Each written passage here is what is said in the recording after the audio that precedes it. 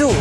Halos wala nang nagawa ang airport security dahil hindi nila inasahang pati mga empleyado ng NAIA ay dudumugin din ng aktres. May report si Catherine De Castro, Patrol ng Bayan.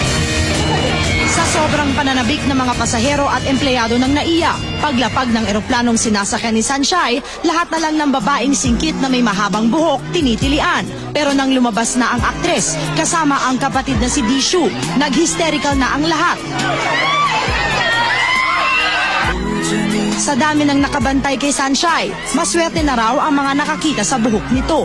Di tulad ni Rizal Sasares na hindi pumasok sa eskwela para lang makita ang idolo.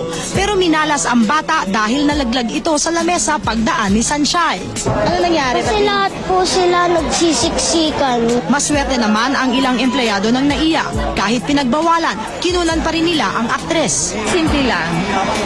Palangiti din siya. Sa kabila ng pagkataranta ng mga kasamahan ni Sanchay, nakangiti pa rin siya na parabang napamangha sa pagsalubong ng mga Pilipinong tagahanga.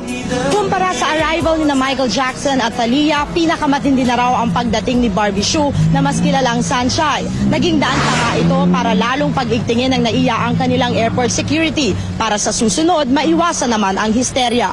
Para sa TVP